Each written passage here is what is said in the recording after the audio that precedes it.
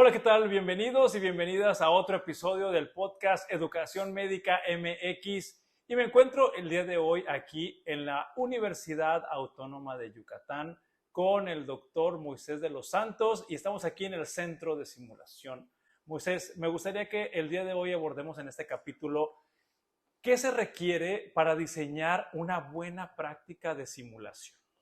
Bueno, Ismael, yo creo que primero agradecerte la oportunidad de estar aquí con ustedes y ya entrando en el tema, creo que lo más importante es planeación. Creo que uno de los propósitos importantes de la simulación, que es construir un aprendizaje significativo, no puede lograrse por serendipia o por azar. Tiene que ser algo muy planeado, muy organizado e inclusive alineado pues, a las competencias del programa, a los resultados que pretendes lograr, a las evidencias de evaluación que quieres recoger.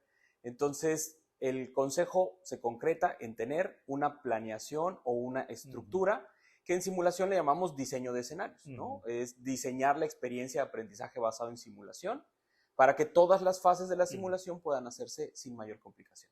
Dejando claro este contexto de alineación a lo que se pretende o al resultado que se pretende lograr, ¿qué puede recomendarle a los profesores y profesoras que quieren innovar o que quieren adentrarse al terreno de la simulación, pero cuáles son los pasos básicos para diseñar ese escenario? Mira, yo lo resumiría en tres elementos importantes. Hay incluso alguna literatura al respecto, publicada más o menos en el 2018-19. Se publicó un documento que se habla de diseño de escenarios en un simple vistazo con elementos como los resultados de aprendizaje o objetivos que quieres evaluar, el perfil de tus participantes, es decir, cuáles son las características de los estudiantes, en qué etapa de la carrera, van, de qué disciplinas son, o incluso si son multiprofesionales, si son de otras carreras que van a participar. Y el otro aspecto es la trama o el escenario que les vas a presentar. Esos tres aspectos creo que son indispensables. Bien, y una vez que diseñamos el escenario, porque ahí definitivamente hay profesores que no conocen todo lo que hay en un centro de simulación o lo que se puede lograr. Claro. Entonces, aquí, ¿qué recomendaciones nos puedes compartir? Pues la recomendación es primero, acercarse a quien esté más relacionado al tema de la simulación en la escuela, en donde estén desarrollando la experiencia, y ver cuáles son la infraestructura con que cuentan, ¿no? Por ejemplo, en este centro pues tenemos simuladores de baja fidelidad, de mediana, podemos hacer paciente simulado.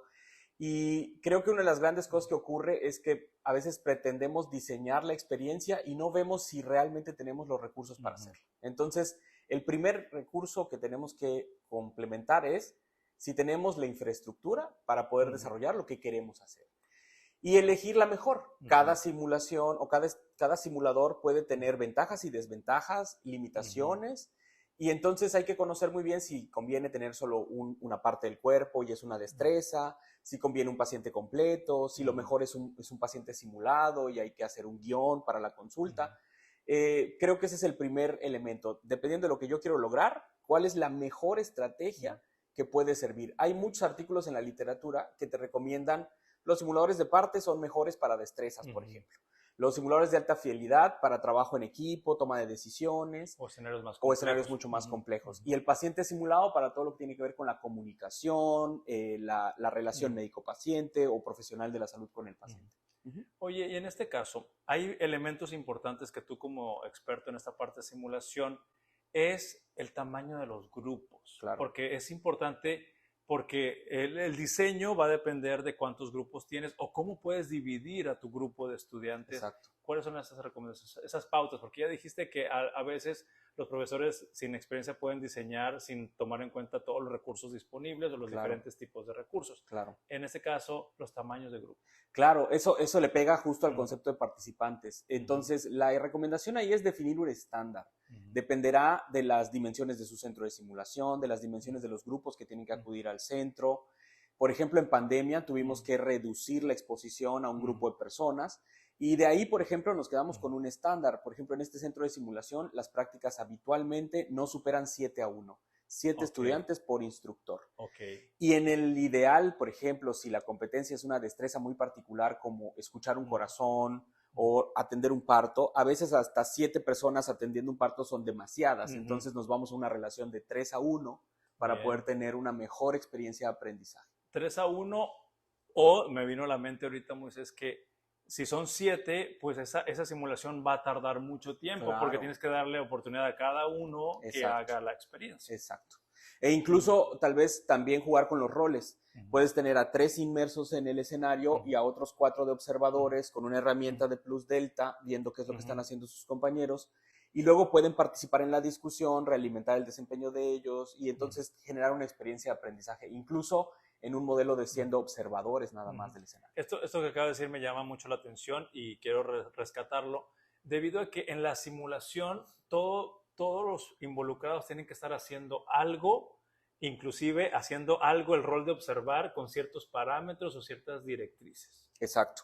Cada uno de ellos debe ser participante, aunque en realidad no esté activamente inmerso en la experiencia, en la observación, y va a tener una pauta durante la discusión que va a ayudar a construir un aprendizaje. Al final generamos una comunidad que logra el aprendizaje o el desarrollo de esas cosas. Entonces me estoy imaginando, digamos que hablando de un documento donde vas a plasmar la práctica, tienes que enlistar los insumos o los instrumentos que vas a necesitar, vas a ponerle los objetivos, Así es. Vas a diseñar el escenario y vas a describir cada rol. El que observa hace esto, el que interactúa hace esto y el que ayuda hace esto. Exactamente. E incluso definirlo en una línea del tiempo, ¿no? Y decir, en los primeros 2 minutos del escenario, los participantes van a hacer esto, los observadores van a tomar atención sobre aquello, ir planeando el desarrollo en el tiempo de lo que va a pasar en el escenario. Y el otro punto importante es tener muy claro cuándo vas a cerrarlo, cuándo vas a limitarlo o terminar el escenario. Y con eso ya puedes ir haciendo la pauta de la retroalimentación, que también es una estructura importante, ¿no? Y bien un punto que me gustaría rescatarlo de tu experiencia, es que también el que hayas diseñado como profesor o profesora bien bonito en el papel o en el documento electrónico, tu práctica, tiene que haber un momento clave al inicio de esa práctica. Exacto. Platícanos ese momento. Pues, lo importante cuando uno diseña es que a veces está solo en el terreno de lo ideal o lo que uno piensa que debe ocurrir.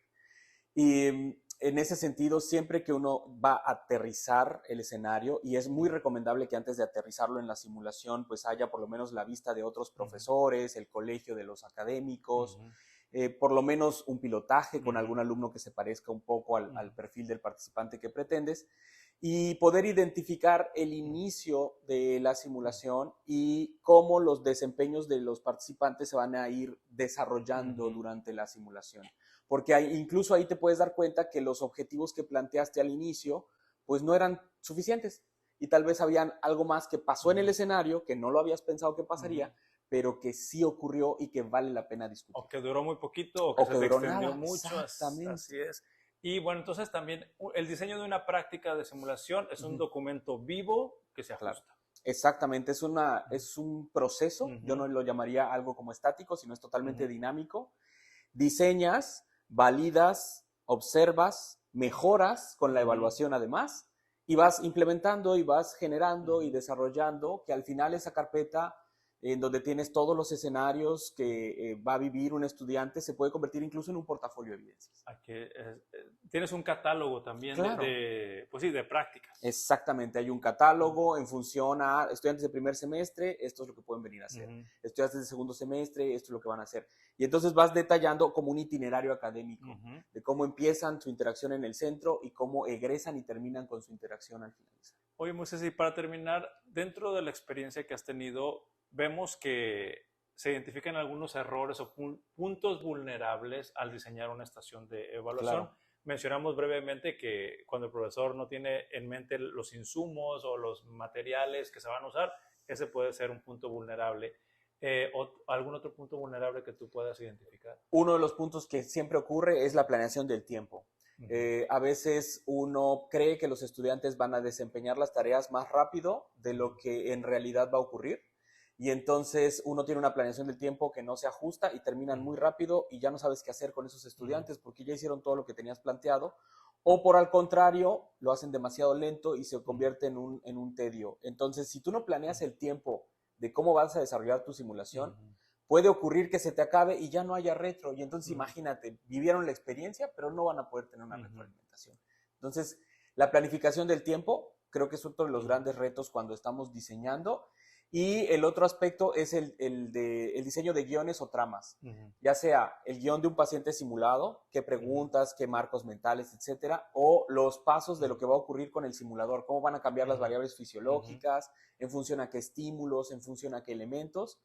Y yo pondría como tercero la omisión de salvavidas o recursos que te puedan permitir que el estudiante se redirija al escenario. Algunas veces, cuando empieza el escenario, el estudiante se aparta por completo de los resultados de aprendizaje y conviene tener algún recurso que permita redireccionar.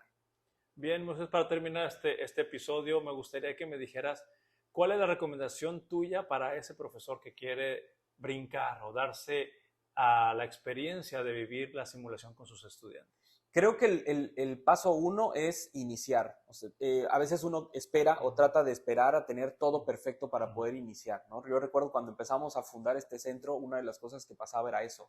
Todavía no está todo listo, no sabemos si es útil, la experiencia no está tan inmersa, no tenemos un plan por competencias, pero dar el primer paso es importante. Es mucho mejor tener algo que no tener nada. Y el otro punto es tener una estructura y ser fiel a esa estructura. Si yo ya definí que este es mi esquema de escenario, bueno, este esquema voy a utilizar y ser fiel a esa estructura en todas las actividades que voy a ir desarrollando, que claramente la puedo ir mejorando, le puedo ir poniendo más cosas, pero siempre, siempre tratando de que todas nuestras experiencias tengan esa estructura y al final vamos a ir viendo los frutos, cómo van a ir pues realimentando el proceso y haciendo que se consolide mejor. Pues muchísimas gracias, Moisés, por darnos esta entrevista para nuestro podcast y los invitamos a que nos sigan a través de las redes sociales y que hagan sus comentarios y, si es posible, compartan este material. ¿Y en dónde te podemos localizar si alguien quiere saber más de simulación, tus redes sociales? Pues con mucho gusto, ahí estoy en Instagram como Dr. Moisés Santos y en Facebook como Moisés de los Santos y bueno, también a través del correo electrónico en la universidad es moises.delosantos@correo.wadi.mx y con mucho gusto para poderlos apoyar personalmente o desde también las organizaciones en las que estamos como la Red Nacional de Educadores en Simulación, el RENACIM en México o la Federación Latinoamericana de Simulación, FLASIC.org, también estamos ahí. Pues muchísimas gracias y amigos y amigas, profesores y profesoras de las carreras de la salud, nos vemos en el siguiente episodio.